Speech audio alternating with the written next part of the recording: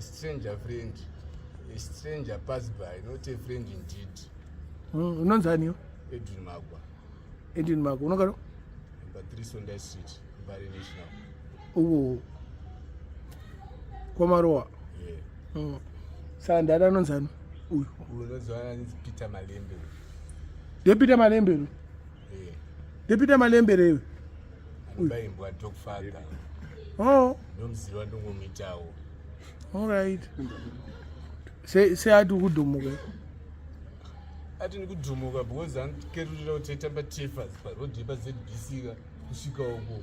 Maizi achijambira motikari dzemashefu. Ndamati Peter Malembe kuna mhosva iyi. Ndakamboibhurera nemufana ndakuonawo naye ndikaudzwa nemadhara kuti mufana vanhu vari kuba motikari dzemashefu mayangu akatumira $100 ipfurumbwe here dziva kunditisa Malembe kana kuti hadzisi pfurumbwe semutoriro wamukutora kuti mutoriro uziva kuti mutoriro vari kukesa mutoriro wei munhu wemadisoni chaiche achimeche mutoriro akatondidhirowa pale mhosva acho yakutori ari kuita ndakaibhurera futi ndikati saka ndiwo acho akuita mhosva iyo but nasi kuti ndedenja naye hamheno pamwe kuitiswa kana kusi kuitiswa but neti mustaira yese bigas mention yangu ndekutenda kunobvunzana kuti mwana hanzvadzi yangu ari kupi mwana hanzvadzi yako apenda kwabhara serengira ndangopfuurira nekrari chii chakaitika mizuro kuti izvozvo dzaswanika ndozvikati ndibude panze because dhiyese ndiri keta chii chakaitika kwasairingira mwana hanzvadzi yangu is missing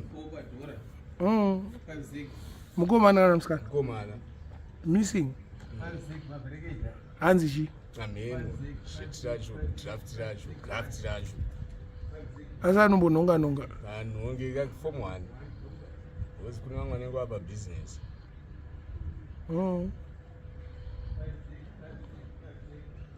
neshuwa nezvakudaro ndishuwa neandi kuzaza because nechibhombo handising'anga ndisimuprofita vapfanhu vacho itsotsika matsotsi kuti akapusa kuti anozonibhomba inenge ichiitika ndikufembera here vamboenda kurimandiri rimandi unoiti ndibire munhu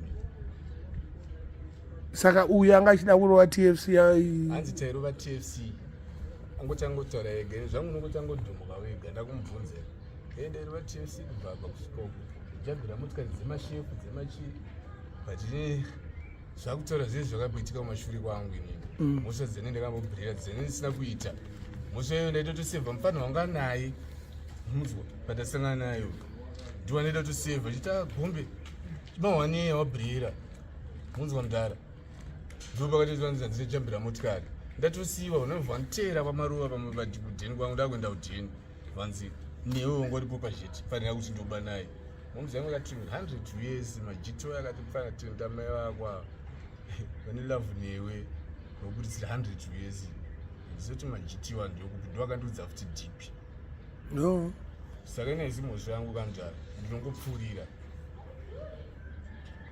saka watanga kutamba naPeter Malembe rini handitambe naye nanguti ndingomikisa naye but style yayo ndakaimecha kamdara wamonero ndamonera areas yangu mamabva ikoko mamaenda kuZBC bhutsu dzangu futi dzakadhiraisa kwamanamana adhiraisa kwambokwane nemaplasma zvanga kutaura ndakadhiraisa maplasma nemachine bhutsu dzanga achitengesa futi iye ane chidondoro kudayo apa kudhiraisa bhutsu dzo ndopakarohwa nemotikari mheno neplasma zvakamutaurira ndakatozviudzwa kunzi kwana Malembe andibira kuno aiza batina handisi pakusunga vanhu nekwabira napachawa ndanoketana kwangu uri kupi kwakarohwa nemotikari hanzi muna Beatrice ndezvarini tozivo ndezvarini ungamawani but iwo auite 21 Jump Street here nini aujambiro bira mna nobira mda nobira mutadzire ndikutadzira ndo asina chitema nena ndine naye usemshona pamwe pacho nini akangoiza zvinonzi uzi nikusina chinonge chimutadzira vafanira mutauriro vanobira ini ndiro vanenge ndiri after navo kuti mamunibire chamumbondirira chii unorowa here mutoriro? Anomuturira ndomuturira muturiro ndorova like shitting that vali vavanotoita kunge tisobva. Wakatotsomwa? Handakutsomwa but ndiri on tips. Uri on tips? Muturiro unongototiti hai chete. Zvozoita sei? Drug hakuna kusina drug, kwese kune drug, kutoti zvozoita sei? Why are you blaming muturiro futi ndambobvunzwa? Iwewo it's my habit. So habit. Une makore mangani? I'm 32 years old now. Hauna kuti wachiembera kutanga madrugs here? Madrugs anga matanga ndiri grade 7 Madminox. Kupi? Wadziwa? Dzisapanharira asi dzisapambarai secondary yangu. Kwawatanga nei? Bronclean. Wazoroi? Modzi, mapiritsi emapenzi aya. Alright. Madicebomb? Madicebomb aya. Wazoroi? Panazopinda muChrist Omega. Ndasiwa nendege kuti ndiende kuCanada. Yeah.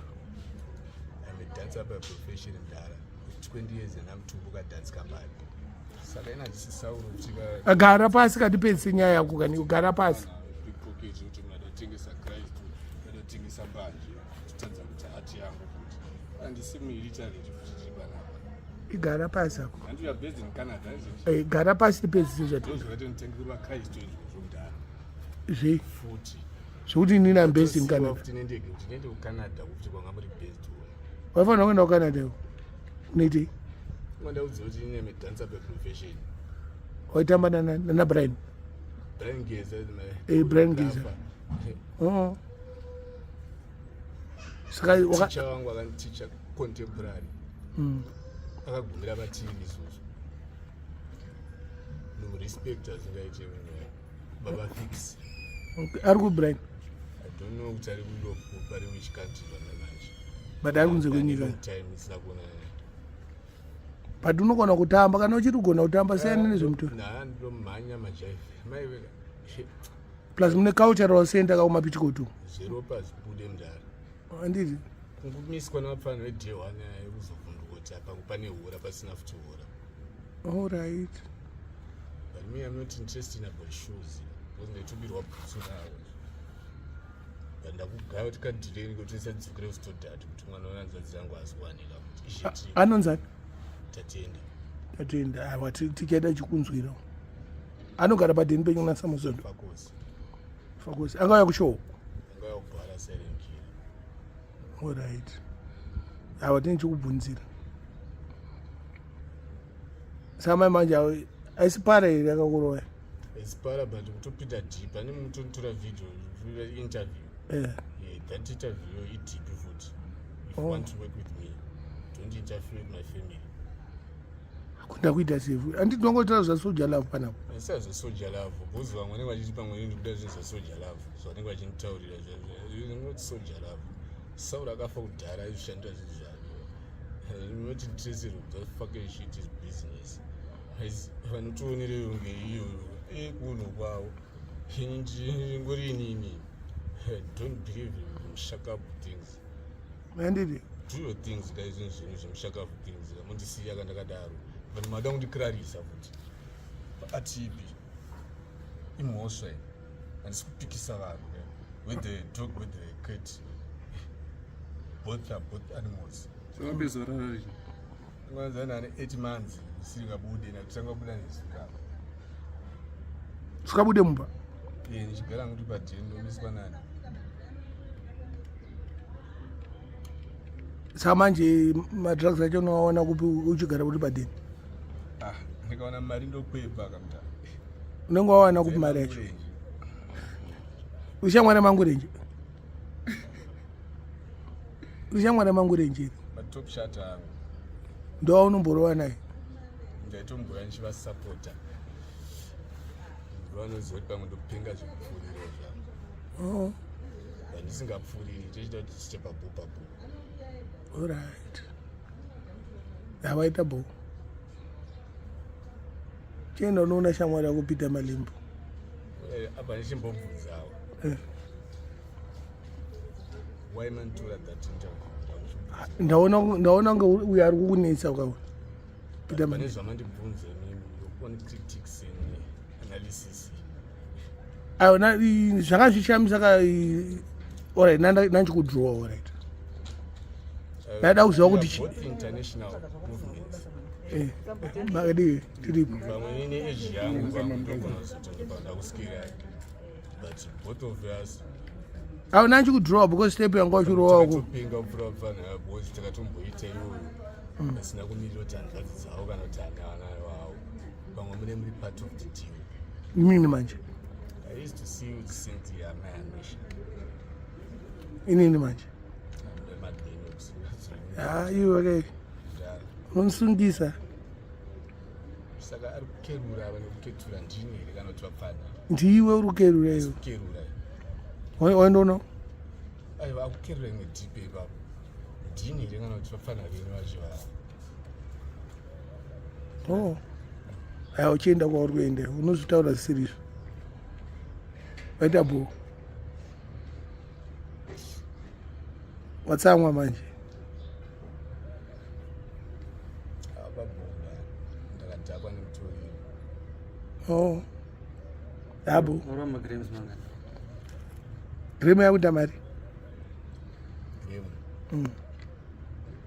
gremu yekuita 15 US half afuta $6 udanopeperenda hairi bho maita bho jamani fambe zvakanaka asi makapenga mudare inda ona interview vamwe don't understand meaning of interview because pava muchatoti broadcast nation yari kusasa ndikandakakrara mangwana vanhu vauziva kuti ndiyo ningi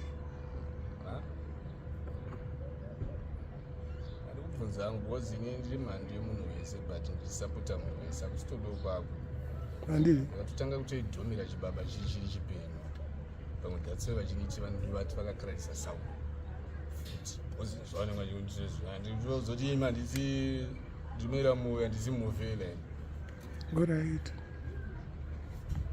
san toita tipipi ngara atiyezhe tipi ipriipi ipfaipi ndopinda ndombotamba tipi sungura here kana kuti isiri sungura mbobhirivha futi aiwa handisi njifa ndendikazviita kumabally dancing kwazvine mari alright but right now I'm sitting here ndikutenderera masiti because of drugs futi akatonodistroya future yangu I don't blame vana vanhu but ndotoblame madrugs angatanga kuzvadhusa nawo but pasitari yacho futi tebatman hairi bho maita bho jamani hapasati papa bomda pamwe uri futi hapasi pabo aiwa tada kuzvipedza ka wakaenda ndikaenda kupi 13 wana namarimba mdari hakudziretina munhu akadhumwa nemotokari kufamba nechidondoro afamba nekrachi saka anokudziretina unongotora kachidondoro murova nacho ndiani kachitembwa futi pamwe nevamwe vaya pamwe zvakadziya pamwe sina futi kudziya futi pasitera yako aiwa inini ndabhoyi iribo mudari sharp